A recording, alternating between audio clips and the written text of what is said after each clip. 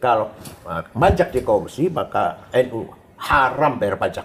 Nggak usah bayar pajak. Tapi kalau koruptor mati tidak disolati memang ada dalilnya. Ada. Basul Masail juga. Iya, ya? iya. Nah, gimana tuh? Innama jazaa'ul ladzina yuharibuna Allah yas'auna fil ardi fasada ayyuqtalu aw yusallabu taqta'im wal jumlah khilaf aw yunfau minal ardi. Orang yang merusak, menghancurkan kehidupan negara lah, yas'auna fil ardi fasada, bukan hanya merugikan, tapi menghancurkan. Buang, disalib, dibunuh, dibuang, potong 2 tangan 2 kaki, buang ke laut. Tidak usah disolat. Tidak usah sholat. Jadi berislam tidak harus bergamis, tidak. Abu Jahal pun pakai gamis, berjenggot. Jadi Bung Karno tuh tidak bersahabat dengan Habib. Sejak kapan kita jadi budaknya orang-orang Yaman? Tidak mungkin ada ahli bait namanya Ubaidillah. Karena Ubaidillah itu gubernur Irak yang membunuh Sayyidina Husain dan saudara-saudara di Karbala. Gus Dur itu pernah mengatakan bahwa Kiai Said ini nanti akan jadi ketua PBNU umur berapa? 5, 6 kalau nggak salah kan? Ya, iya. Jauh sebelumnya Pak Gus Dur mengatakan. Juga pernah mengatakan kepada sahabatnya Muslim Abdul Rahman, Mahfud MD itu nanti suatu saat akan dibutuhkan oleh negara. Segala mengatakan tentang saya, umur 56 tahun saya menjadi ketua PBNU. Prabowo itu orang yang ikhlas, dipecat jadi Pangkostrat, tidak melawan. Mengko bakal jadi presiden nek wis tuwa.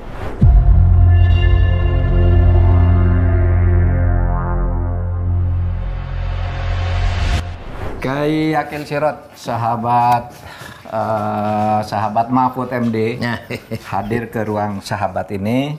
Saya mengucapkan terima kasih, Kiai. Sama-sama. Suasana Lebaran, bukan suasana Hari Raya, bukan Lebaran. Suasana Hari Raya Idul Adha. Alhamdulillah bisa silaturahim di sini, kita bisa ngobrol-ngobrol untuk edukasi publik. Terima kasih. Waalaikumsalam Kiai. Waalaikumsalam warahmatullahi wabarakatuh. Terima kasih sudah hadir. Monggo ya di sini. Alhamdulillah. Para pemirsa, selamat malam. Selamat berjumpa lagi dalam acara Ruang Sahabat. Satu ruangan atau satu rubrik di Mahfud MD Official yang menghadirkan sahabat-sahabat saya, Mahfud MD, di dalam beberapa babakan perjuangan sejarah kehidupan kami untuk ikut mengabdi kepada bangsa dan umat di Indonesia ini. Kiai Haji Akil Siraj, nama yang sudah sangat terkenal, memimpin PBNU dengan sangat luar biasa dan kritis. 2 periode ya Pak? 2 periode. Bahkan dulu ketika beliau PBNU mengancam kalau korupsi tidak dihapus, PBNU akan mengeluarkan fatwa agar rakyat tidak bayar pajak. Menarik. Ketakutan tuh pemerintah tuh, ngirim beberapa menteri ke Cirebon tuh, mau untuk meyakinkan kami bersungguh-sungguh akan memberantas. Ada cerita begitu ya? Iya ada. Waktu beliau masih Pak SBY, presiden. Datang beberapa menteri gantian berpidato. Takut kan kalau dibekot pajaknya oleh NU. Dan banyak lagi yang dilakukan oleh beliau. Tapi untuk itu saya persilahkan dulu Mas Rizal yang akan memandu acara kita ini, Kiai. Silakan, Mas Rizal. Pak Mahfud, terima kasih. Pak Yai Said, terima kasih sudah hadir. Sama-sama. Ini audiens kita kali kedua kedatangan Kiai besar di negeri ini. Yang pertama Kiai Ma'ruf Amin, Pak Yai sudah hadir. Alhamdulillah malam ini kita kedatangan sahabat Pak Mahfud yang lain, yaitu Kiai Said Akil Siraj. Juga Kiai Mustafa Bisri sudah. Kiai Mustafa Bisri, Gus Mus ya, kita ke rumahnya waktu itu. Ya, kita ke rumahnya waktu itu ke Rembang Pak Mahfud. Ya, Kiai Mustafa Bisri, Gus Mus. Jadi sahabat Mahfud macam-macam yang sudah kita hadirkan. Ada mantan Menko, ada mantan Wapres, ya, ada pejabat menteri dan segala macam. Kali ini dengan Kiai bertepatan juga karena kemarin kita merayakan Lebaran Idul Adha. Selamat Lebaran Haji dulu, Pak Yai. Itu yang kira-kira kita kenapa antara lain menghadirkan Kiai Said di sini. Nah, sebelum lanjut kepada perbincangan persahabatan antara Kiai Said dengan Pak Mahfud, kita masuk dulu ke situasi Lebaran ini, ya. Apa yang dalam catatan Kiai Said makna Lebaran itu, kalau dilihat makna Lebaran itu kekinian seperti apa? Lebaran Haji. Bismillahirrahmanirrahim. Idul Adha atau Hari Raya Korban merupakan simbol pengorbanan manusia dengan tulus ikhlas, siap menerima perintah Allah. Itu Nabi Ibrahim diperintah mengorbankan putranya yang masih usia sekitar 12, sedang ganteng-gantengnya lah, sedang bagus-bagusnya. Ismail ya? Iya, Ismail, agar disembelih. Dan itu melalui mimpi. Karena mimpi itu ketika orang tidur semuanya kan tidak berfungsi, syarafnya atau egonya semua berhenti. Yeah. Jadi betul-betul mimpi itu membawa kebenaran. Mimpinya orang soleh ya, maka mimpinya itu membawa kebenaran. Nah, Nabi Ibrahim siap menjalankan perintah itu, Nabi Ismail juga siap menerima itu. Itu merupakan simbol pengorbanan sangat luar biasa. Walaupun akhirnya diganti dengan kambing kibas. Itu artinya apa? Artinya agama bukan hanya membangun kesalehan individual, tapi juga agama mendorong membangun kesalehan sosial. Yaitu ketika kita potong korban, masyarakat yang jarang makan daging, bahkan ada yang tidak pernah makan daging, hari itu hendaknya semuanya merasakan bisa menikmati daging. Pak Mahfud, ada cerita khusus tentang Lebaran Haji tahun ini? Ya sama lah, itu pengabdian total dari seorang hamba itu harus siap melakukan apa saja yang diyakini itu sebagai perintah Allah. Segi lain bisa dikatakan begini, bahwa kalau orang itu ingin baik, secara simbolik itu harus berani menerima tantangan, ujian. Itu kalau kisah Nabi Ibrahim nyembelih Ismail itu kan sepertinya ujian aja kan, kamu harus sembelih tapi begitu mau sembelih nggak jadi. Berarti akan diuji dalam hidup. Allah itu tidak mungkin menyuruh nyembelih manusia ke manusia, tapi coba diuji, kamu kalau Allah perintahkan kamu enggak, pasti dilakukan. Dan oleh sebab itu kalau manusia ingin sukses ya harus siap menghadapi ujian. Tidak bisa manusia sukses itu enak-enak, karena sukses itu tidak bisa dicapai secara kebetulan. Tapi harus diusahakan. Ya bayangkan seperti kayak Akil Sirot gitu ya, sampai belajar gitu Timur Tengah, hafal sampai saya ngelihatnya sejarah apapun namanya ya, menjadi kamus beliau ini sangat alim lah, sangat alim. Dan itu ya itu perjuangan, melalui perjuangan yang berat, bukan enak-enak gitu lalu jadi kan gitu. Nah, itu aja. Saya ingin memotret suasana di media sosial ya, tentang Lebaran Haji. Yang agak ramai tentang misalnya yang tadi Kiai sebutkan itu ada kurban dan segala macam, masyarakat mendapatkan dagingnya. Ada lalu bicara siapa sih yang berhak mendapatkan? Apakah itu misalnya layak diberikan kepada orang-orang yang di pelosok yang sangat miskin, atau bahkan misalnya daging itu bisa bahkan dikirim ke Gaza, ke Palestina sana untuk umat Islam yang menikmati, atau umat manapun bisa menikmati. Saya kira kalau di sebelah kanan kiri kita masih banyak orang yang membutuhkan, itu layak mereka utamakan yang paling ya. Justru itu yang utamakan. Ya. Jadi ada apa namanya grade-nya itu, pertama yang masih family. Saudara, tahapan-tahapannya yang miskin, yang masih ada hubungan family. Setelah itu yang miskin tetangga yang paling dekat, terus sampai ketika masih ada kemungkinan masih ada berlebih, baru kita kirim ke Gaza atau kemana lah ya. Jadi tujuannya memang memberikan apa namanya? Supaya mewujudkan kegembiraan bersama. Kegembiraan bersama. Hari gembira, hari raya. Ya, saya ngambil medsos karena apa-apa sekarang tuh orang namanya di medsos, Pak. Dan bicara soal medsos, Pak Mahfud, kita lihat hal-hal yang viral belakangan ini. Salah satu yang viral itu pernyataan Kiai Said ketika diwawancara oleh teman kita di podcastnya Akbar Faisal tentang Kiai Said itu mengatakan bahwa selama ini Islam itu cenderung hanya dijadikan kepentingan politik, dan ketika itu dijadikan kepentingan politik pasti ada penyimpangan di dalamnya. Pak Yai, saya minta menjelaskan, nanti Pak Mahfud juga ikut menambahkan. Sebelum kita masuk ke pembabakan ini, Pak. Agama itu apa sih? Agama itu sebuah cara, metode untuk membangun hubungan yang baik antara makhluk dan yang Allah Tuhan yang menciptakan makhluk itu. Sama sekali jauh dari kepentingan politik yang membedakan satu sama lain, atau ada menang ada kalah, ada di atas ada di bawah. Nggak ada itu, nggak ada. Semua manusia ciptaan Allah. Semua merupakan manifestasi dari wujud yang mutlak bagi Allah dengan asma husnanya, dengan asmanya 99 itu. Maka lahirlah makhluk yang bermacam-macam ini. Jadi makhluk yang banyak ini merupakan manifestasi dari asmanya Allah, nama-nama Allah yang gitu.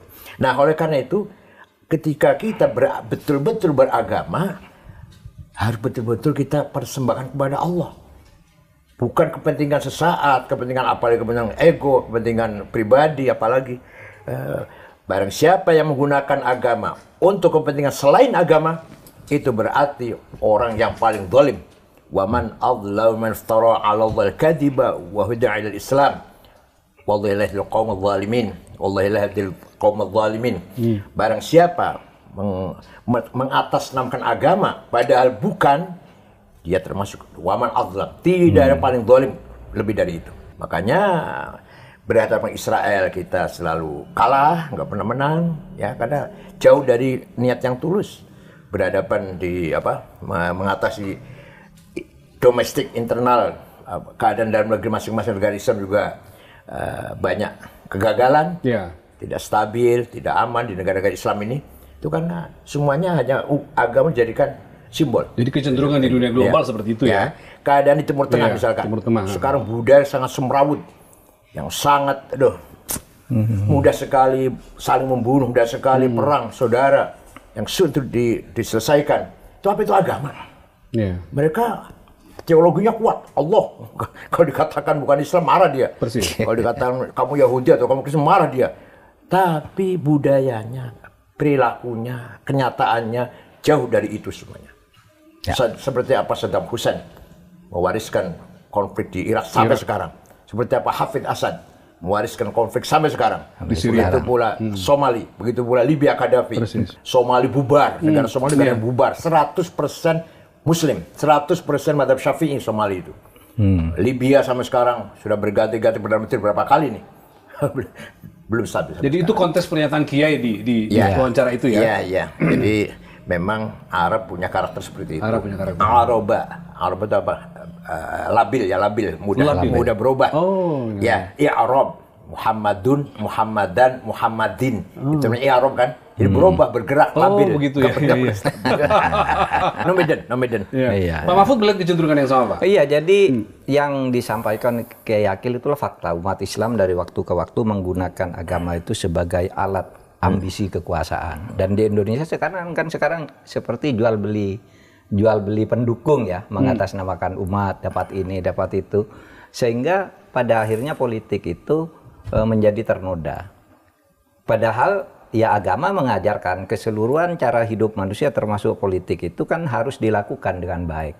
Itu sebabnya dulu Al-Ghazali itu kan mengatakan gitu, ad-din wa sultan tau'aman. Menegakkan agama, memperjuangkan kebaikan agama dan punya kekuasaan sultan politik itu saudara kembar. Ad-dinu usun atau aslun wa sultan harisun. Agama itu nilai perjuangan, sedangkan kekuasaan itu pengawalnya. Jadi kalau Anda beragama kok tidak punya kekuatan politik, itu akan lemah. Itu sebabnya Kiai Hasyim Asy'ari dulu mengeluarkan fatwa jihad. Fatwa jihad kan? Risalah.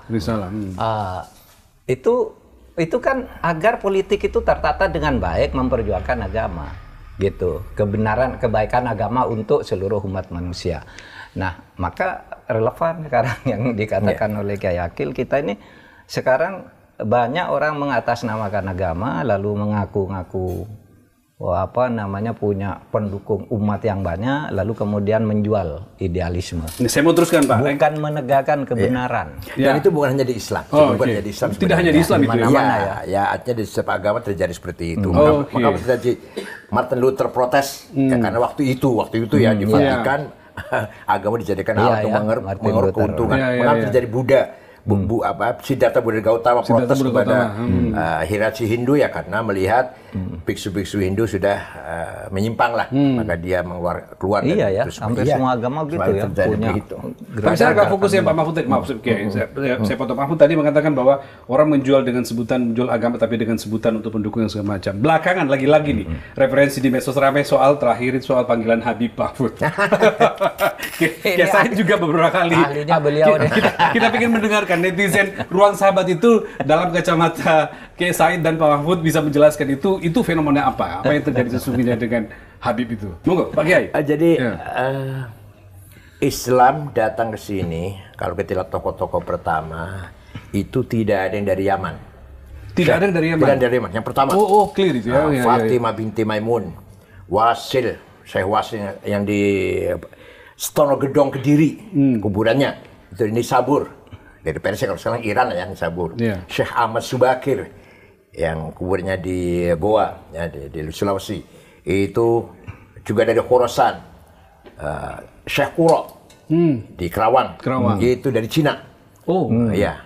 Jadi Maulana Ishaq dari Tobruk, dari kota perbatasan Mesir Libya. Nah, kemudian setelah ada penjajah Belanda mendatangkan Arab dari Yaman itu. Dari Yaman. Periode berikutnya baru muncul. Jauh.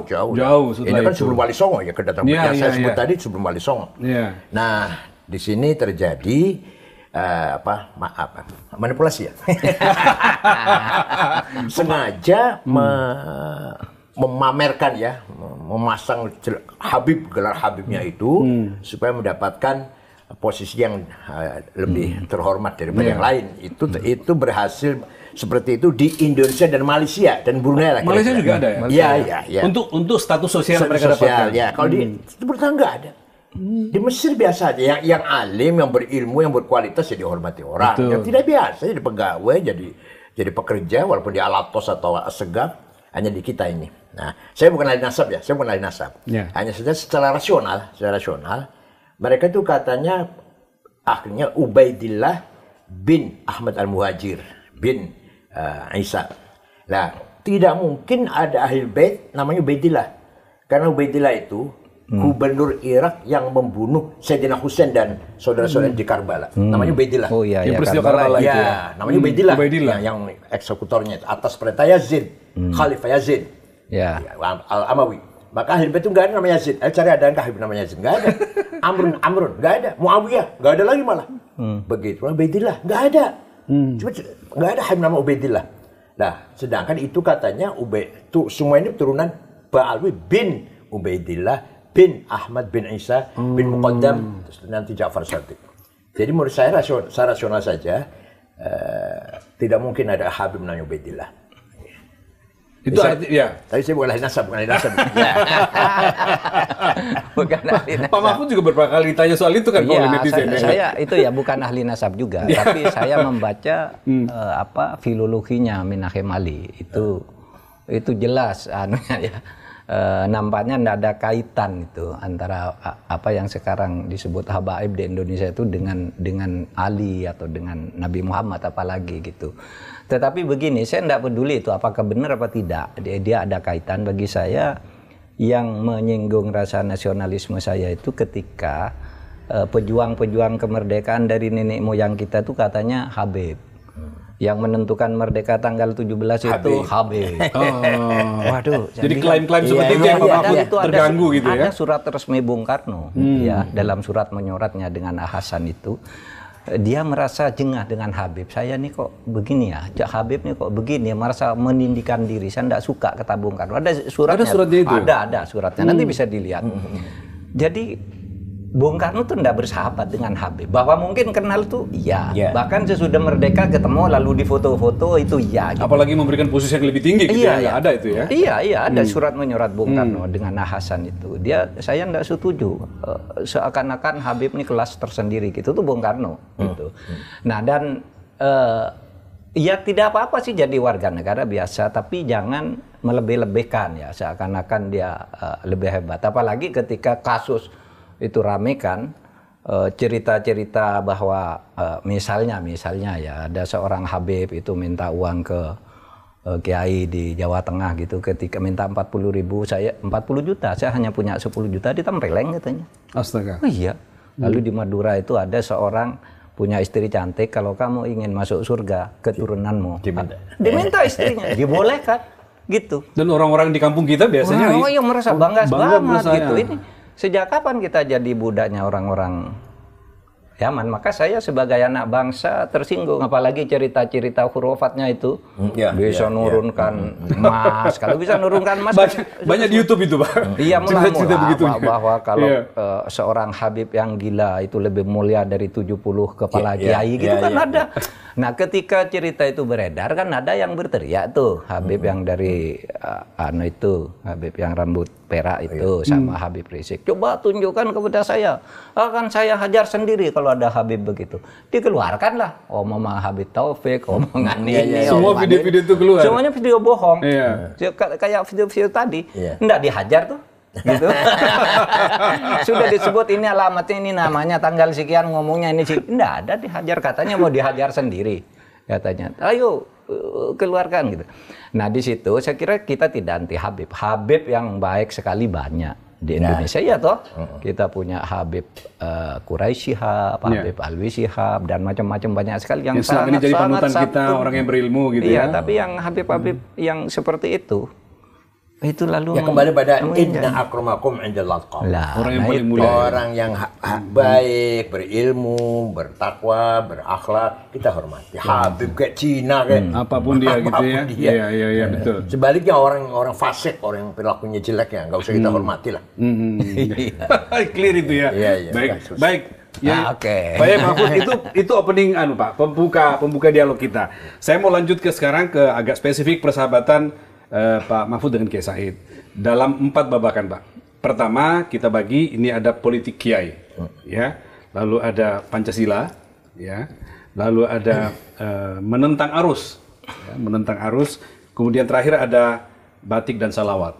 Saya mulai dulu dengan politik kiai, Pak, ya, supaya nyambung tadi pembicaraan kita tentang umat dan Habib. Kalau kita bicara politik kiai, kita tidak bisa melepaskan peran seorang Gus Dur, nama besar Gus Dur.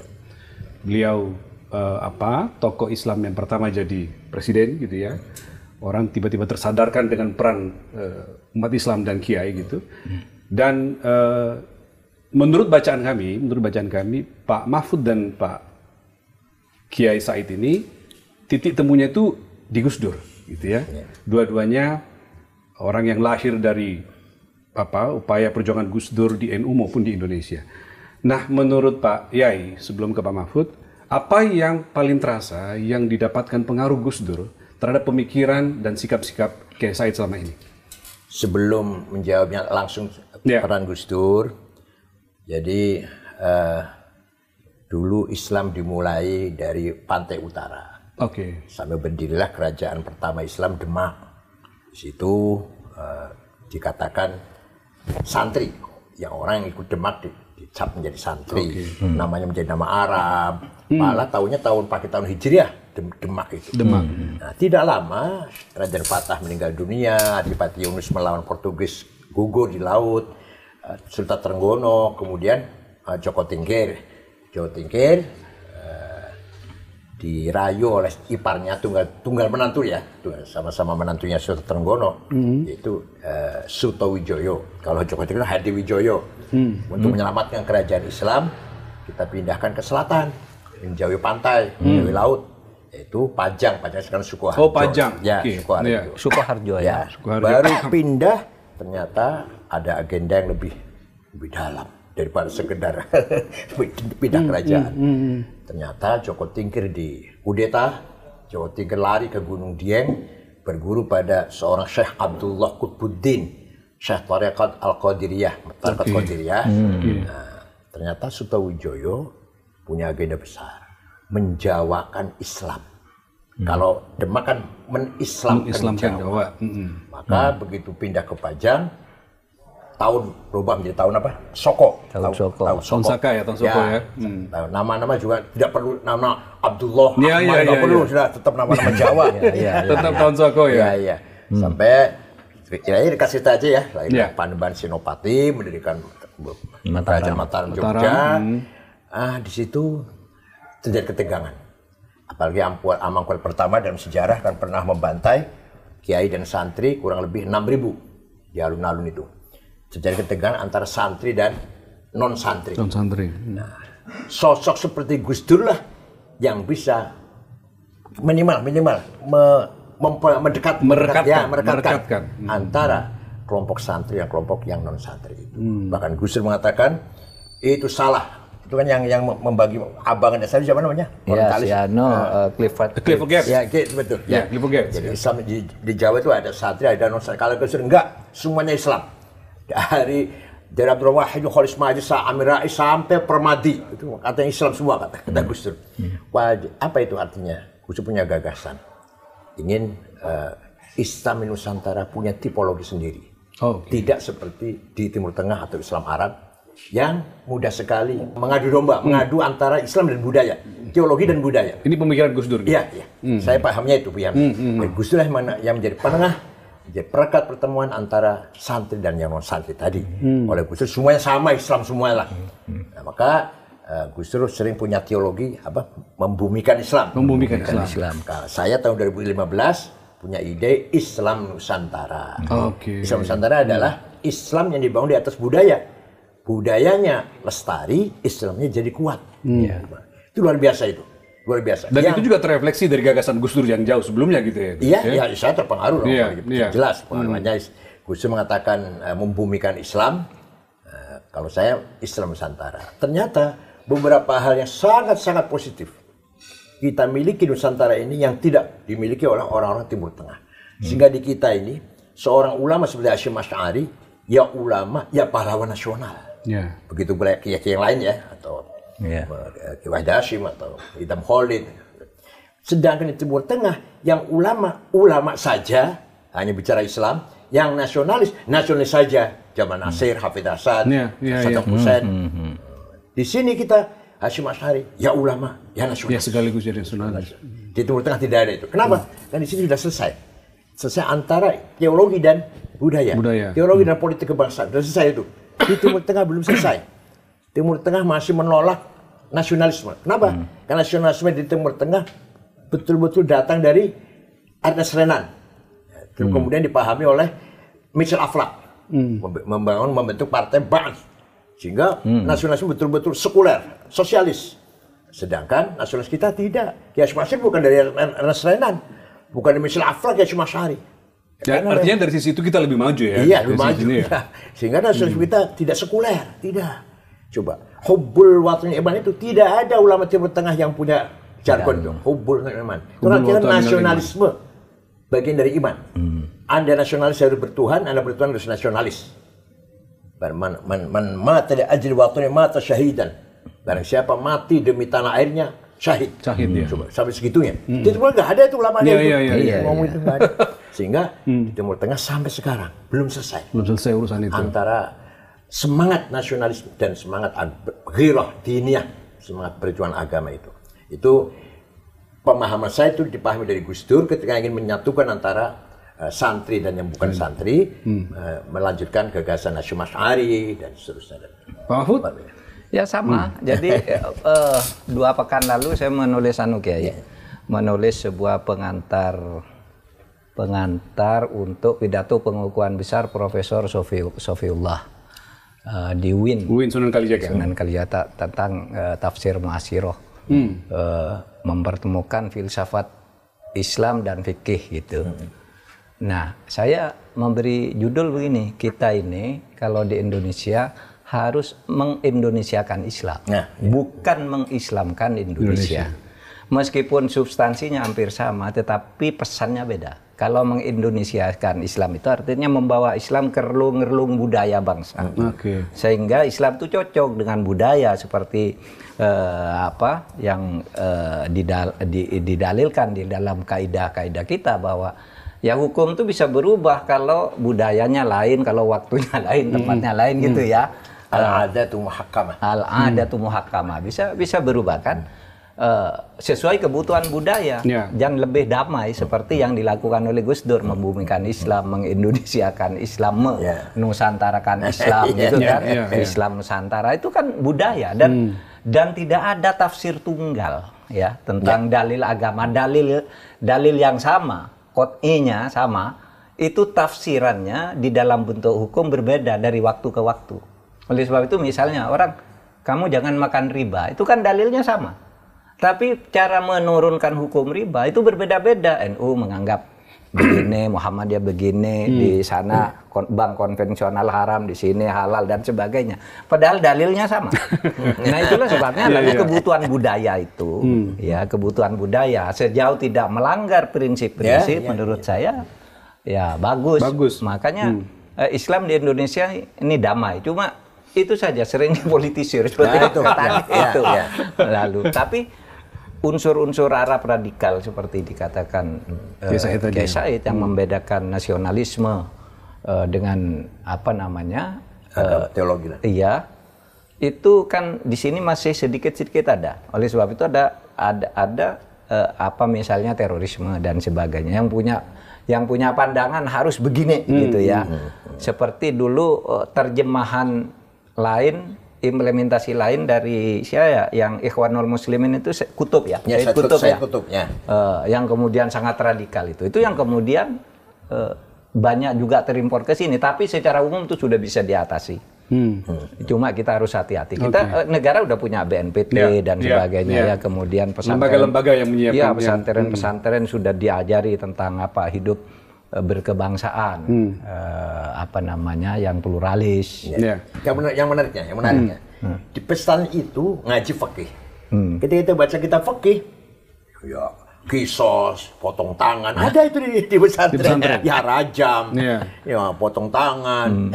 Tapi Kiai tidak pernah mendakwahkan itu.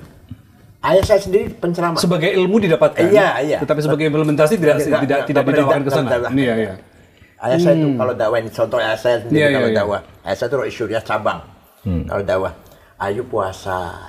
Masih belum kuat. Ya, asal dari puasanya lah. Sebulan itu ada puasanya, jangan berat banget. Jangan kosong sekali gitu. Iya, ayo sholat. Begitu ya? Ayo sholat. Belum bisa 5 kali. Ya ada sholatnya lah sehari semalam itu. Sampai segitu. Puasa kalau enggak kuat sehari, puasa beduk. Iya, ada puasa beduk Pak ya. Saking enak kan? Banyak yang diajarkan di pesannya itu. Fathul Mu'in. Fathul Mu'in itu apa? Mantarokas sholat muta'ammidan faqad kafar. Keras betul ya? Barang siapa meninggal sholat dengan sengaja kafir. Fastutiba diperintah tobat. Wa illa fasaif. Diminta tobat. Kalau mau tobat, bunuh. Orang yang meninggal sholat dengan sengaja. Itu dibaca oleh Kiai Fathul Mu'in, diajarkan. Tapi ketika menyampaikan dakwah ke masyarakat, nggak pernah itu dikeluarkan. Lagi-lagi konteks itu penting ya, situasi itu yang Pak Mahfud sampaikan tadi. Bukan hanya contohnya, semua Kiai ini seperti itu semuanya. Saya mau lanjut lagi Kiai dengan tentang Gus Dur dan politik Kiai.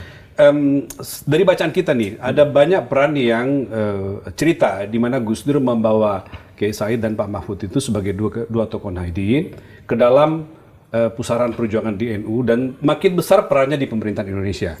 Ya, apa yang Pak Mahfud lihat dari titik itu, seperti apa Gus Dur membawa Anda berdua, Pak Mahfud dan Pak Kiai Said ini sebagai tokoh yang di mata Gus Dur ini, jadi pernah ada cerita yang kita baca bahwa Gus Dur itu pernah mengatakan bahwa Pak Said ini nanti akan jadi ketua PBNU umur berapa? 5, 6 kalau nggak salah kan? Jauh sebelumnya Pak Gus Dur mengatakan. Juga pernah mengatakan kepada sahabatnya Muslim Abdul Rahman, Mahfud MD itu nanti suatu saat akan dibutuhkan oleh negara. Dan terbukti jadi ketua MK, jadi menteri, jadi anggota DPR. Tolong diceritakan sedikit Pak tentang itu. Ya begitu, saya melihat ya Gus Dur itu begini, sesudah reformasi, itu Gus Dur tuh mencetak lagi kader-kader NU untuk tampil di etalase politik dan pemerintahan di tingkat nasional.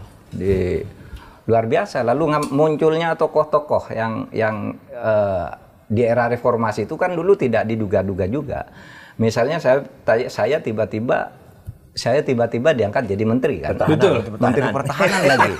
Banyak ketika orang tidak mengenal Mahfud itu siapa? Mahfud itu siapa? Ibu Mega tanya itu, Ibu Mega. Sopo Mahfud itu. Jangan-jangan dipecat lagi oleh Gus Dur gitu. Sehingga sahabatnya Gus Dur tuh Muslim Abdul Rahman, Gus, iku sopo? Pak Muslim menanyakan. Ya Muslim Abdul Rahman sopo? Lim katanya. Ini nanti orang ini akan dibutuhkan oleh negara. Kamu lihat aja katanya. Waktu itu, itu ada tulisan Muslim Abdul Rahman ketika membuat endorsement sebuah buku. Waktu Gus Dur baru wafat itu, lalu bercerita di situ dia. Di situ. Itu ini dibutuhkan nanti katanya. Orang seperti ini gitu. Itu Gus Dur. Maka muncul kan tokoh-tokoh yang dari itu. Dari NU itulah, yang NU itu sebelum reformasi, sebelum Gus Dur tampil gitu kan, kadangkala NU itu dianggap dipandang sebelah mata aja kan. Iya. Dulu kalau di kampus-kampus gitu nggak berani loh ngaku NU, ya. nggak berani. Ada masa itu Pak dulu? Ada masa itu. Begitu reformasi Gus Dur jadi presiden, ternyata profesor-profesor di berbagai kampus tuh hampir semuanya NU. Keluar bahwa saya dari pesantren ini itu, saya Gubernur BI siapa? Burhanuddin Abdullah. Abdullah. Itu menyembunyikan betul ke NU. Baru dia tok aneh towek dari Garut. Itu sembunyikan betul kan sampai bisa jadi gubernur.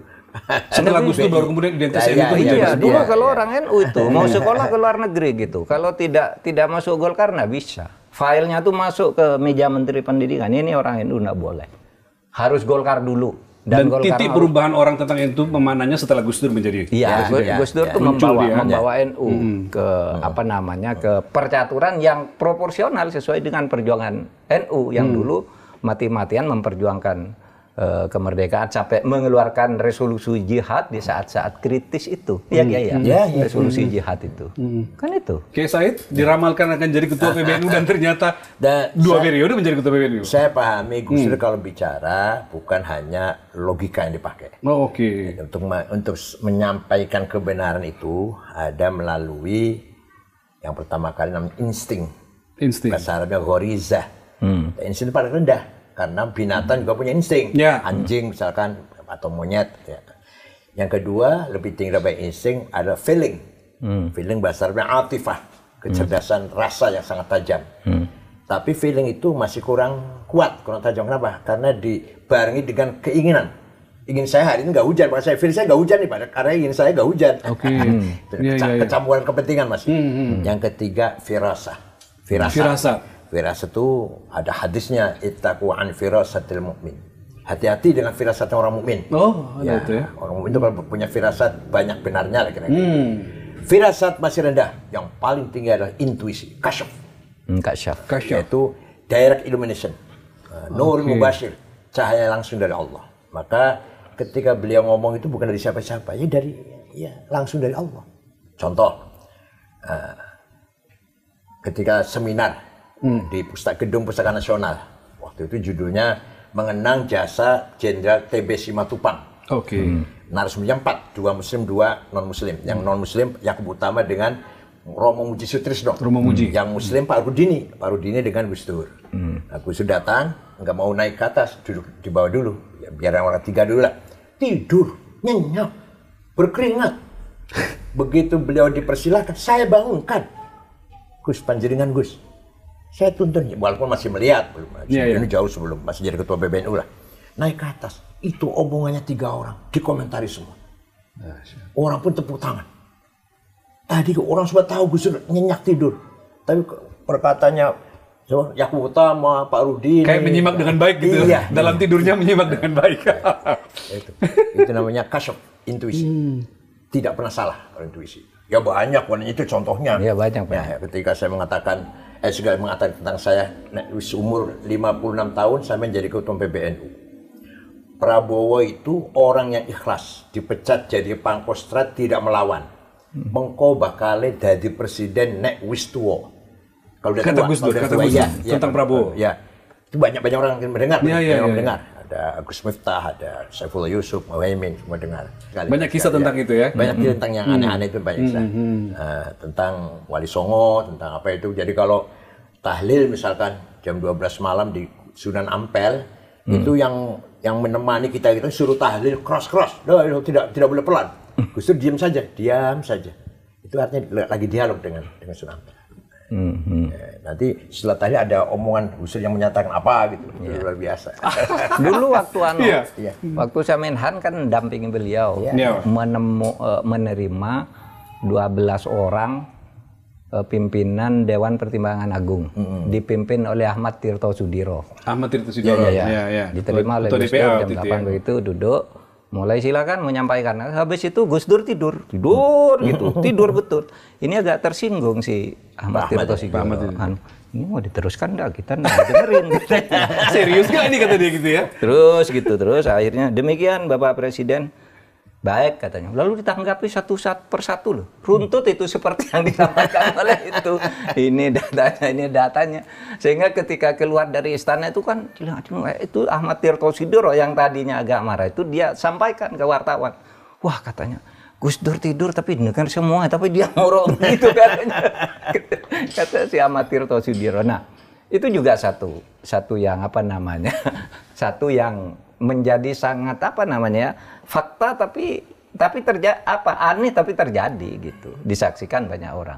Nah itulah yang paling banyak aneh, yang paling banyak orang terheran-heran lagi ketika Muktamar Cipasung dengan begituannya lah ya, beliau mengatakan ini adalah naga hijau, sebentar lagi akan ada naga merah, dan nanti akan naga kuning. Itu orang bertanya-tanya, apa itu artinya? Apa itu artinya? Ternyata betul. Setelah Cipasung, yang Muktamar, kemudian PDI. Yaitu naga merah. Setelah PDI, Cina. Yaitu tahun berapa? Tahun 98 ya? Iya, 98. Itu masih semua tahu lah. Luar biasa. Luar Ya. biasa. Kita beranjak ya Pak Yai? Iya. Tadi udah politik Kiai, tadi Gus Dur. Kita sekarang masuk ke Pancasila. Ini Pancasila. 1 Juni kemarin baru kita peringati Pancasila. Dan Kiai Said, Pak Mahfud itu pernah sama-sama di BPIP. Sampai sekarang masih BPIP ya, Pak? Iya, saya masih. Dulu bareng Pak Mahfud. Ya. Ada yang khas, karena kita lihat tokoh Islam itu yang sejauh ini getol atau suka sekali bicara tentang ideologi dan Pancasila gitu, itu adalah Pak Mahfud dan Kiai Said. Tentu yang lain juga ada, tetapi kita melihat kesamaan di sisi itunya. Apa yang menjadi kesadaran Pak Mahfud dan Kiai tentang ideologi ini harus selalu disampaikan, termasuk menjelaskan ideologi Pancasila? Pak Mahfud dulu. Karena gini ya, perbedaan antar manusia itu fitrah. Tetapi manusia itu harus hidup bersama. Itulah sebabnya kita harus punya ideologi sesuai dengan kebutuhan tempat. Nah, saya ikuti itu pemikirannya Gus Dur, negara itu perlu enggak? Ya perlu. Tapi sistem bernegara itu bisa beda-beda. Misalnya di dalam Al-Quran banyak kata negara kan, khalifah, khilafah, kholaif, kemudian sultan, bilad, balad gitu, itu kan negara lah, mengacu pada negara.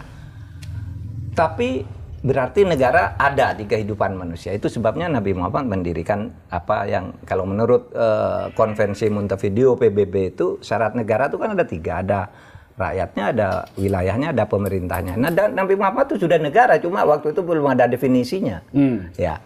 Nah, tetapi kalau negara itu penting, lalu sistemnya itu sesudah Nabi beda-beda. Kalau Nabi itu kan teokrasi murni, hukumnya dari Allah, dari Nabi gitu. Tidak ada legislatif, tidak ada yudikatif, Nabi sendiri kan. Tapi begitu Nabi sudah beda. Siapa waktu zaman sesudah itu kan harus ada DPR, harus ada apa. Sistemnya beda-beda. Abu Bakar dipilih misalnya ya, terus Umar itu ditunjuk, Utsman itu lewat formatur, Ali dibayat lagi gitu. Sampai sekarang lahir sistem bernegara itu lebih dari 57 negara Islam sekarang ini dengan beda sistem.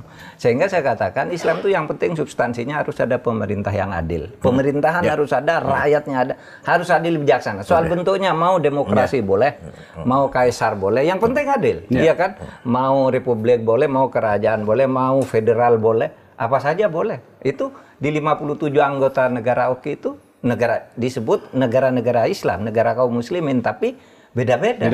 Beda-beda. Semuanya kaum muslimin gitu. Sehingga saya katakan kalau di Indonesia sih, kenapa sih orang kok berteriak-teriak khilafah gitu ya? Itu dia. Khilafah itu kan sebuah istilah yang generik ya. Khilafah itu pemerintahan. Indonesia ini kalau di bahasa Arab kan bisa juga khilafah al-Indonesia gitu ya. Cuma kok mau dibangun khilafah gitu. Nah, dulu ada yang mau berdebat, ayo kita debat tentang ini. Saya bilang, nggak usah debat, tunjukkan saja kepada saya sistemnya itu apa. Yang diajarkan dalam Al-Quran Sunnah. Nggak ada. Terus yang mana yang benar? Khulafaur Rasyidin. Nah, Khulafaur Rasyidin aja beda-beda. Saya bilang, yang mana yang benar tuh di antara 4? Semuanya Rasyid. Iya, semuanya Rasyid. Semuanya Rasyid. Padahal beda kan? Ada penunjukan, ada pemilihan, ada apa gitu. Sampai akhirnya lahir republik, lahir kerajaan, lahir ini macam-macam kan. Di berbagai negara ada kerajaan Islam, negara Islam Pakistan, ada negara Islam Malaysia, kan beda-beda. Brunei, kemudian Libya, itu sistemnya beda. Beda-beda semua tuh.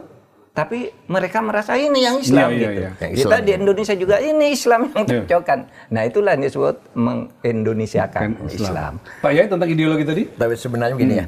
terus terang saja ini. Ya. NU sebelum dipimpin Gus Dur masih ada kecenderungan ingin tatbik syariah. Ya, ingin menjalankan syariat Islam. Sebelum ketuanya Gus Dur. Sebelum Gus Dur. Masih ada semangat. Ada kecenderungan itu masih. Semangat itu masih ada. Sebelum 84 ya. Ya, dengan soft bukan radikal. Iya, betul. Berarti cita-cita itu loh masih ingin belum menegakkan hilang, masih ada yang perasaan seperti itu. Islam berjalan di Indonesia setelah Gus Dur itulah final dan Ki Ahmad Siddiq ya waktu itu. Bahwa Pancasila 1945, NKRI, Bhinneka sudah final. Jangan ada organ yang bermimpi ingin merubah Pancasila. Itu tahun 84. Maka menerima asas tunggal Pancasila. Kemudian beliau sangat dekat dengan Pak Harto waktu itu, sangat dekat sekali. Blusak-blusak biasa itu. Nah, suatu saat Gus Dur ingin mengadakan apel setia pada Pancasila. Rencananya 2 juta orang kumpul di Senayan. Pak Harto tersinggung. Pak Harto. Ini mau apa? Sopos ya. Begitu ya. Maka Pak Rudini sebagai Mendagri melarang itu dilakukan. Menjegal masa akan datang. Menjagal masa yang datang. Sehingga akhirnya sekitar 100.000 lah. Itu pun diisi dengan santri-santrinya Siddiqiyah, santri Muhammad. Nah, setelah Gus Dur nulis dengan tangan sendiri kepada saudara Soeharto, saya tidak tanggung jawab kalau umat Islam Indonesia seperti Aljazair. Waktu itu Aljazair, partai yang menang Partai Islam Radikal, Abbas Madani namanya. Abbas Madani waktu itu. Kemudian dibatalkan oleh PBB atau oleh Prancis lah. Prancis. Artinya baiknya siapa tuh sejak lama Gus Dur membaca kekhawatiran itu sehingga dilakukan menyadarkan masyarakat. Bahwa kita ini mau apel Pancasila. Kenapa nggak boleh? Saya tidak tanggung jawab kalau akan lahir kelompok radikal seperti atau kelompok radikal akan menang. Islam radikal akan menang seperti Aljazair. Waktu itu Partai Islam Radikal menang, ketuanya Abbas Madani. Setelah mulai Gus Dur dan Pak Harto agak renggang. Makanya jadi konteks pertemanan persahabatan Kiai Said dengan Pak Mahfud itu kita melihat ketika sejumlah tokoh pergerakan Islam masih mengharapkan Islam sebagai ideologi itu, dua tokoh ini sudah kemana-mana menjelaskan tentang betapa ideologi Pancasila itu menjadi. Apalagi kalau kita lihat Piagam Madinah, ketika Nabi Muhammad hijrah ke kota Yathrib, itu namanya kota Yathrib namanya. Dulu ya Madinah sekarang. Karena yang bangun itu namanya seorang namanya Yathrib. Bin Laud, bin Amlik, bin Sam, bin Nuh. Yang membangun kota Madinah. Kota Yathrib ya. Kota Yathrib berubah jadi Madinah. Nah, Nabi hijrah masuk ke kota Yathrib, ternyata di situ penduduknya plural. Ada umat Islam pendatang namanya Muhajirin, ada umat Islam pribumi namanya Ansor. Ada non-Muslim Yahudi besar 3 suku. Lebih besar daripada Ansor. Ansor cuma 2 suku, Aus dan Khazraj. Tapi kalau Yahudi 3, lebih dominan Yahudi. Bani Nukoh, Bani Quraidah, Bani Nadir, pelarian dari Sinai. Ketika Yahudi sampai Sinai, Nabi 40 tahun, Nabi Musa meninggal, Nabi Harun Yusha meninggal, Yahudi bercerai-berai, kebanyakan ke Eropa. Nah, 3 suku ke Madinah, Yathrib, yang keturunannya jumpa dengan Nabi Muhammad. Maka dalam surat Al-Quran, Baqarah, terus Bani Israil itu banyak sekali cerita dialog antara Nabi Muhammad dengan Yahudi Madinah. Berjuz-juz di Quran juga. Cerita tentang Yahudi dan Nabi Muhammad. Nah, ketika masih ada pagan di Yathrib itu. Musyrikin masih ada sedikit. Nabi Muhammad memutuskan Bismillahirrahmanirrahim. Hadza kitab Muhammad. Ini keputusan Muhammad. Al-muslimuna min Quraisy. Muslim dari Quraisy. Wal muslimun Yathrib, pribumi. Wal Yahud dan Yahudi. Wa man tabi'ahum wa lahiqa bihim wa jahada ma'hum innahum ummatun wahidatun min dunin nas. Muslim pendatang, Muslim pribumi, Yahudi asalkan satu cita-cita, lahiqa bihim, tabi'ahum, jahada ma'hum, satu misi perjuangan. Innahum ummatun wahidah, sungguhnya umat yang sama, umat yang satu lah. Itu artinya Nabi Muhammad membangun masyarakat yang plural tapi punya satu visi misi cita. Masalahnya diikat dengan kesamaan visi misi, bukan di atas konstitusi agama, bukan konstitusi etnik atau suku. Itulah disebut namanya Madinah. Madinah itu menggabungkan antara thaqafah dan hadarah. Thaqafah capaian, culture, scientific namanya thaqafah. Capaian welfare namanya hadarah. Dua-duanya maju, Madinah. Madani. Pak Mahfud selalu mengatakan dalam konteks itu Indonesia ketika menjelang merdeka juga itu. Iya sama. Itu, ya? Saya mempersamakan Piagam Madinah tadi yang disampaikan oleh Kiai Said tadi. Sama loh konstruksinya dengan kemerdekaan. Hada kitab Muhammad misalnya. Inilah proklamasi kemerdekaan kan gitu ya. Proklamasi itu kan kitab ya. Ketetapan tulisan kami bangsa Indonesia. Bangsa itu Quraisy itu yang bersuku-suku satu. Ini kami bangsa Indonesia menyatakan kemerdekaan. Falahi qobihim gitu kan. Wajah ada mahum itu hal-hal yang mengenai pemindahan kekuasaan dijihadkan bersama-sama. Kan sama dengan proklamasi. Jadi sangat Islami. Bahkan tadi menambah yang itu ya kayak ada pejuang namanya Mukhairik ya. Ingat ya, Mukhairik itu orang Yahudi. Gugur di medan Uhud bersama Nabi Muhammad dalam keadaan beragama Yahudi. Dia berperang bernabi Muhammad. Kenapa kamu orang Yahudi kau berperang? Karena saya membela negeri saya Madinah di bawah pimpinan Muhammad yang adil. Ketika dia sudah kena tombak mau mati ditanya, "Kamu mau masuk Islam enggak?" "Enggak." Gitu. Sampai meninggal tetap Yahudi tapi cinta kepada tanah airnya yang bernama Madinah yang dipimpin oleh seorang pemimpin yang adil yang bernama Muhammad itu. Coba bayangkan, begitu kosmopolitnya, begitu terbukanya itu Nabi Muhammad membuat negara. Tidak mendiskriminasi orang lain. Dan tidak mendeklarasikan negara Islam. Tidak mendeklarasikan negara Arab. Madinah. Luar biasa ya. Negara berkeadaban, civilized. Luar biasa. Negara berperadaban. Ketika itu sudah terbentuk ya. Yang lalu ini. Wala udwana illa 'alal zalimin. Selalu gitu kalau khutbah Jumat. Tidak boleh ada permusuhan kecuali kepada yang melanggar hukum. Tentang sejarah yang tadi banyak dijelaskan oleh Pak Kiai. Ini mumpung ini agak momentumnya masuk sedikit sejarah. Sekarang kan lagi ada keinginan pemerintah untuk menuliskan ulang sejarah. Di mata Kiai Said apa yang perlu banyak sekali yang perlu disempurnakan, yaitu peran-peran kiai ulama pesantren yang masih tidak banyak orang ketahui. Berapa batalion yang dipimpin oleh ulama? Banyak itu. Ada 18 batalion ketika kemerdekaan itu. Termasuk Pak Munasir Ali, bapaknya Pak Ruzi Munir, Abdullah Abbas dari Buntet, Abdullah Abbas Yusuf Hasim dari Banten, dari Tasikmalaya. Banyak sekali yang memimpin batalion ya. Nah, kemudian setelah merdeka, mereka meletakkan senjata pulang ke pesantren, kembali ke pesantren. Tapi ada yang terus dari tanah terus. Sebenarnya lahirlah Brigjen Abdul Manan. Siapa lagi? Mukhlas Rawi, Pak Mukhlas Rawi. Sulam Samsun. Bapaknya Iqbal Sulam. Itu terus sampai Maijen itu. Ya kebanyakan kiai itu meletakkan senjata kembali ke pesantren. Pak Kiai ingin mengingatkan jangan sampai kenyataan sejarah itu jadi hilang dari catatan sejarah yang baru. Gitu dong. Jangan sampai umat Islam itu dianggap tamu, dianggap pengganggu. Ini umat Islam dengan umat suku-suku lain, agama lain yang Indonesia sebenarnya dulu menyatu lah, membela negara yang bernama Indonesia. Agama yang ya silakan aja, agama masing-masing yang sifatnya ubudiyah, ritual ya itu silakan sendiri, mau ke gereja boleh, ke masjid boleh, ke pura boleh. Tapi ketika ada yang disebut kepentingan bersama, yaitu memilih pemimpin yang adil misalnya, itu agama apapun kan sama ya? Sama ya. Iya kan? Mengeritik pemimpin yang dolim itu agama apapun sama, gitu. Banyak orang tidak tahu ya, Kiai Zainul Mustafa. Singaparna Tasikmalaya dipenggal oleh Jepang karena tidak mau menyerahkan hasil panen ke Jepang. Diancol penggalnya. Kemudian Kiai Ilyas dari Lumajang juga diberondong oleh Jepang. Kemudian Hamid Rusdi dari Malang, itu sekarang menjadi nama pasar, nama jalan, nama terminal bis di Malang, walaupun pahlawan nasional belum. Tapi itu juga dibunuh oleh Jepang dan kiai yang lain banyak. Jadi banyak orang tidak tahu. Kiai Hasyim Asy'ari sendiri di penjara 2 bulan atau 1 bulan di Mojokerto. Pernah di penjara? Iya.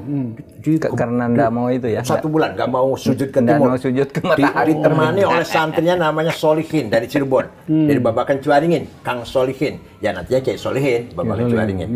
Sampai Solihin juga mukanya hancur lah. Mas Ari juga hancur. Kita lanjut lagi ya. Pancasila sudah. Nah ini soal kesamaan Pak Mahfud menentang arus nih. Jadi sejumlah kalangan menilai Kiai Said dan Pak Mahfud itu punya kemiripan, terutama dalam hal teguh mempertahankan keyakinan meskipun itu berbeda dengan arus besar, gitu ya. Pak Kiai yang seperti Pak Mahfud sempat mengatakan dulu ketika rame pajak, Pak Kiai mengatakan tidak usah membayar pajak. Sempat ada keluar fatwa seperti itu. Kalau belum keluar fatwanya. Belum keluar ya. Mau mengancam ya. Wah, kalau korupsi tidak dihapus, kalian keluarkan agar itu kan mengagetkan semua orang, Pak. Wah, itu kalau NU nggak bayar pajak hancur negara ini. Kiai juga yang bilang, oh itu kalau koruptor mati nggak usah disolati. Gitu. Ya. Saya bilang, Kiai koruptor mati nggak disolati, namanya koruptor nyewa orang suruh sholat. Punya duit banyak gitu. Bawa uang kuburan nyuap malaikat juga. Pak Mahfud tidak terhitung di Polhukam ketika menjadi Menko. Keputusan kita minta Pak Kiai, apa yang mendasari? Afdolul jihad kalimatu haqqin amama imamin jair. Sebaik-baik jihad adalah yang paling utama adalah berkata benar. Apa yang sebenarnya lah kalimatu haqq. Sungguh pun itu tidak bisa. Iya, di depan pemimpin yang zalim. Jadi itu bagian dari jihad sebenarnya, yang menyatakan sikap teguh seperti itu ya. Seperti Imam Hasan Basri, walaupun nggak angkat senjata. Imam Hasan Basri itu nggak setuju dengan Khawarij yang angkat senjata berontak nggak, atau Syiah. Tapi sahabat Imam Hasan Basri juga selalu mengkritik pemerintah dari waktu itu. Nah kita ini juga begitu sebenarnya. NU jangan jadi komplementer ya, jangan jadi pelengkap, penyeimbang. Ya, ketika pemerintah ada yang kurang pas lah ya, kita kritik.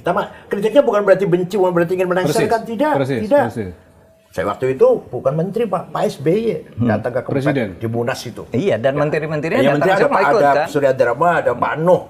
Menteri saya menyampaikan di forum itu. Iya. Nah, terus sebelum ke arena di pertemuan dulu, saya bilang itu hasil Bahtul Masail. Hasil pembahasan analisis pemahaman kitab kuning, bukan politik Pak. Kalau politik itu di belakang Bapak sampai tahun 2014 saya bilang. Itu di belakang Bapak. Jadi outputnya itu hasil kajian yang serius gitu ya. Hanya hasil Bahtul Masail. Kalau pajak di korupsi maka NU haram bayar pajak. Nggak usah bayar pajak. Tapi kalau koruptor mati tidak disolati memang ada dalilnya. Bahtul Masail juga. Iya. Nah, gimana tuh? Innama jazaa'ul ladzina yuharibuna Allah yas'auna fil ardi fasada ayyuqtalu aw yusallabu taqadda'im wal jumlah khilaf aw yunfau minal ardi. Orang yang merusak, menghancurkan kehidupan negara lah, yas'auna fil ardi fasada, bukan hanya merugikan, tapi menghancurkan. Buang. Disalib, dibunuh, dibuang, potong 2 tangan, 2 kaki, buang ke laut. Tidak usah disolat. Tidak usah sholat. Itu dalilnya tuh. Iya. Itu Quran itu. Mengerikan ya. Merusak. Kalau menghancurkan ya seperti sekarang triliunan. Sekarang triliunan itu. Kalau sekarang 900 juta. Kalau sudah lebih dari 1 triliun. kita bikin batasannya nilainya berapa yang harus dibuang gitu ya. Nah, tapi semangatnya untuk menggempur korupsi itu aja sebenarnya. Pak Mahfud juga begitu kan, dicatat belakangan malah Pak Mahfud mengatakan tegas bahwa semua sektor di Indonesia sekarang ini ada korupsinya. Iya, dan sikap seperti itu yang jadi orang. Tapi gini, kalau Kiai Akil saya dianggap terlalu tegas gitu ya menghadapi.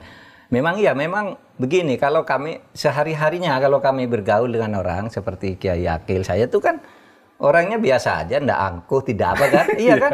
Orang menganggap itu Pak Mahfud tuh menteri kok sederhana banget sih, cuma gitu. Sama kayak Akil, ketemu orang kecil ngobrol, duduk gitu, ndak angkuh gitu. Memang ajaran di pesantren tuh kita harus tawadhu lah, sopan terhadap orang. Kita diajari tawadhu. Ini nilai-nilai diajarkan di pesantren, tetapi juga diajari harus tegas, gitu, harus tegas terhadap keingkaran. Iya kan? Jadi seperti saya tuh misalnya Pak Mahfud, ya saya diajari sopan santun, kekiaian, kesantiran, duduk baik, tidak sok pinter, tapi kadangkala kita dibekali dengan dalil juga ya, gitu. Kita bersopan kepada orang yang sopan dan juga lawan orang yang takabur, sehingga ada ungkapan begini, man tawaddo'a mutawaddi fahuwa shadaqah. Wa man takabbara mutakabbir fa huwa shadaqah. Kalau kamu bersikap sopan dan merendahkan diri kepada orang yang sopan, maka kamu dapat pahala seperti bersedekah yang baik. Tapi kalau kamu berani menyombongi orang yang terlalu sombong, kamu dapat pahala juga. Oleh sebab itu saya kalau menghadapi orang gitu keras, ayo ketika marah berarti dapat pahala, Mama. Iya. Itu juga bekal. Jadi kita tidak harus tawadhu terus. Kalau ada orang takabur luar biasa, merusak kehidupan kita bersama, apalagi sampai sewenang-wenang, adigung. Nah, kita harus meninggikan diri sedikit. Ini kok tinggi banget, kita yang tadinya merendahkan orang, naik juga. Kamu tuh apa gitu? Saya ingat cerita Kiai Wahid Hasyim tuh, ketika dalam perjalanan ke Jawa Barat, di stop oleh anak berandal itu. lalu diminta barangnya gitu, lalu wah ada arloji bagus. Kata saya, kok kamu berandalan itu bilang ke Hasyim, kamu ke Kiai Wahid Hasyim, kamu kok punya arloji kayak gini, orang kayaknya orang desa kok arlojinya mahal. Kalau kamu masih perlu lagi, saya masih punya. Saya masih ada, kamu minta katanya. Artinya itu orang yang tinggi hati gitu ditantang aja sekalian, ciut dia, gitu. Nah, itu cara kita menghadapi orang. Cara Gus Dur juga tuh, kan Gus Dur itu ke pelosok-pelosok orang kampung gitu ngomongnya enak kan, tapi bicara di PBB gitu gagah sekali kan, gagah sekali membawa Indonesia. Jadi begitu kan kepada orang yang tawadu. Ya tawadu kita kepada orang yang sombong ya diimbangi aja agar mereka tidak sombong dan merusak kehidupan bersama. Terutama koruptor itu maka saya harus sombongi dia. Ya. Gitu aja. Ya, karena merusak bangsa kita. Saya mau lanjut lagi Pak, lanjut sedikit tentang ini. Sebagai dua tokoh Nahdliyin Pak yang jadi referensi umat gitu ya, Pak Kiai dan Pak Mahfud bagaimana melihat NU ke depan ya? Seberapa penting kontribusi berikutnya yang harus diemban oleh NU dan seberapa independen dia dalam kekuatan manapun. Siapa Pak Kiai dulu? Ya kenyataannya mayoritas umat Islam NU. Ya. Dan sekarang kan mayoritas yang miskin umat Islam, mayoritas yang masih pengangguran umat Islam, yang masih ketinggalan dalam pendidikan umat Islam mayoritasnya loh ya. Nah disitulah kewajiban NU untuk membangun merubah itu semuanya. Jauh dari kepentingan politik sebenarnya. Jauh dari kepentingan politik. Ketua PBNU harus jauh dari target politik. Mohon maaf, saya pernah ditawari Menteri Agama, saya nggak mau. Saya ditawari calon wapres sama Pak Prabowo, saya nggak mau. Akhirnya Pak Prabowo ngejak Pak Hatta Rajasa. Oh waktu itu ya? Ya, yang pertama kali yang lawan rencana Jokowi itu. Ya bukan saya sombong bukan. Ketika itu Pak ya jadi ketua PBNU ya, lagi menjabat ya. Saya nggak ingin meninggalkan amanah yang sangat mulia ini, yaitu mengemban, mengayomi, membela atau berpihak pada masyarakat Nahdliyin yang kebanyakan marginal, kebanyakan pengangguran, kebanyakan petani pelayan yang belum mendapatkan haknya yang benar. Itu aja. Apa di pendidikan terutama masih banyak buta huruf, masih banyak. Pak Mahfud? Jadi begini, masa depan Indonesia ini menurut saya harus sangat diwarnai. Kalau perlu warnanya harus didominasi oleh pandangan Islam Ahlussunnah wal Jamaah seperti NU. Ahlussunnah wal Jamaah. Gitu. Itu sebagai dasar ideologi kepesantrenan itu supaya diperkuat. Karena itu yang memperkuat Indonesia. Itu yang menangkal radikalisme, sikap keras kepala, merasa benar sendiri, orang lain tidak dihargai. Nah, kalau kita yang Ahlussunnah wal Jamaah seperti yang dianut oleh NU itu kan memperlakukan apa? Kosmopolit. Semua orang tuh dianggap kesewargaan. Anda punya hak sendiri. Gus Dur mengatakan begini dengan bagus. Apa sih kosmopolitisme itu? Berarti orang yang menghayati pluralisme, di mana perbedaan itu sebagai kenyataan. Sebagai kenyataan. Fakta. Ibarat kamu hidup di sebuah rumah. Ada kamar. Ada 5 kamar. Setiap kamar, setiap penghuni kamar itu ketika di kamarnya masing-masing boleh pakai baju merah, baju putih, tidak pakai baju, pakai sarung, pakai kaos, pakai kacamata, boleh. TV boleh sendiri-sendiri. Tapi begitu kamu ada di ruang tamu TV-nya harus satu. Nggak bisa kamu nyetel sendiri-sendiri karena kamarnya beda, padahal kamu di ruang tamu. Ketika kamu bersepakat untuk pergi ninggalan rumah, kuncinya supaya dipegang oleh siapa itu disepakati gitu. Itu cara hidup ber-Indonesia yang disampaikan oleh gitu. Mudah toh menjelaskannya. Karena perbedaan itu fakta, tidak bisa dihindari. Orang punya keyakinan sendiri-sendiri. Mengapa kita paksa? Dan tradisi NU bisa lahir dengan situasi seperti itu. Itulah yang saya katakan ke depannya Indonesia itu harus didominasi cara pandang keberagamaannya seperti itu. Seperti banyak yang sering disuarakan. Dan Qur'annya seperti itu Qur'annya. Iya. Wala tasubbul ladzina tad'una min dunillah fa yasubbul 'abdan bighairi 'ilm kadzalika zayyana likulli ummatin 'amalahum. Jangan kamu mencaci maki orang yang tidak menyembah Allah. Nanti akan terjadi mereka mencaci maki Allah. Kadzalika zayyana likulli ummatin 'amalahum. Setiap umat mempunyai kebanggaannya masing-masing. Harus kita hormati agamanya, bahasanya, budayanya dan seterusnya. Diajarkan begitu luar biasa. Walaula daf'ullahin nas lahuddimat sawami'u wa bi'un wa salawatun wa masajid dzikra fiha ismullahi katsira.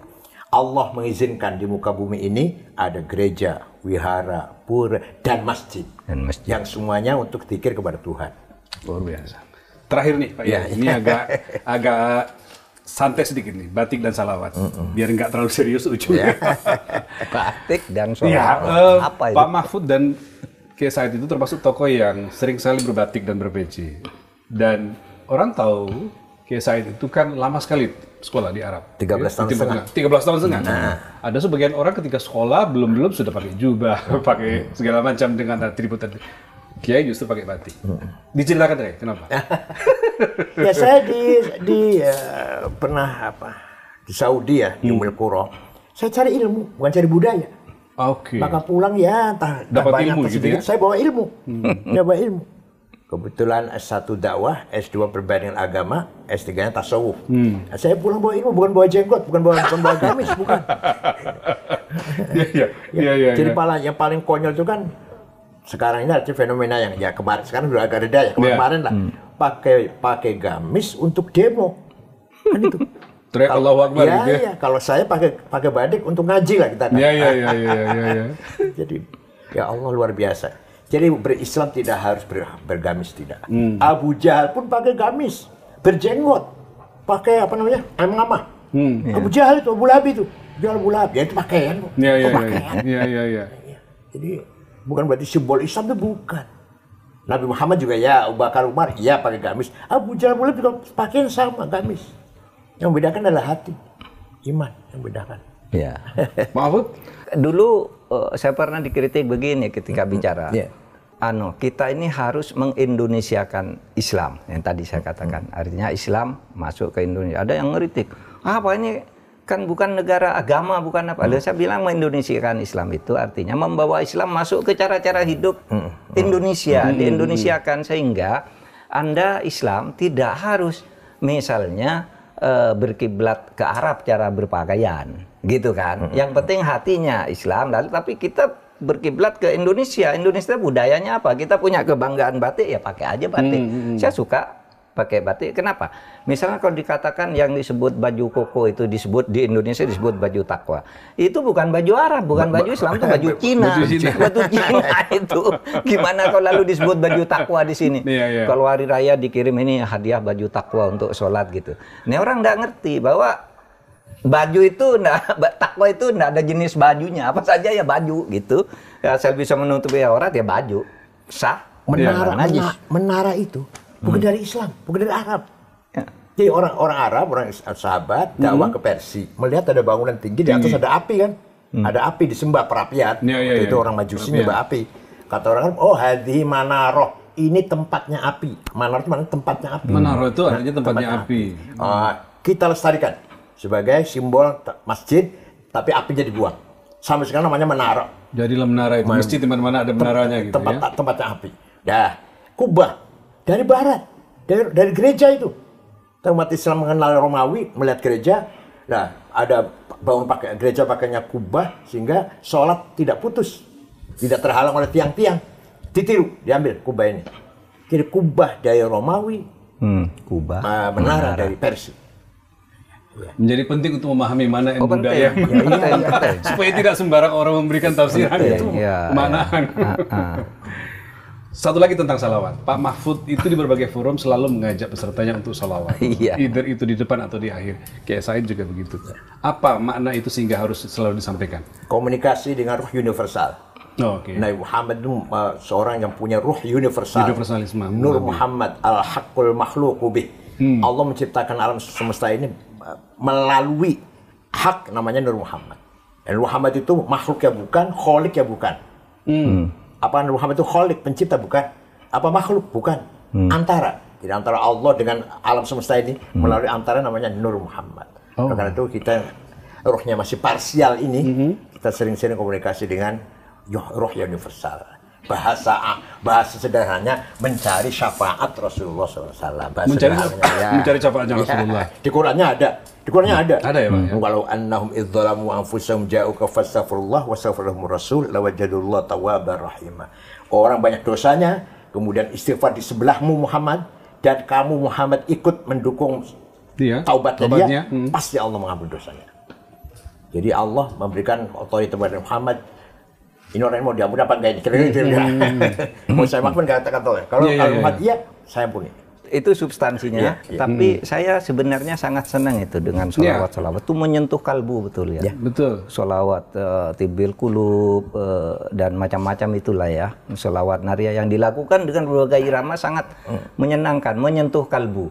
Sehingga pernah ada anak taruhlah Wahabi gitu ya, menyerang saya. Kamu sholawat, nggak ada tuh ajaran sholawat dilakukan gitu, saya bilang.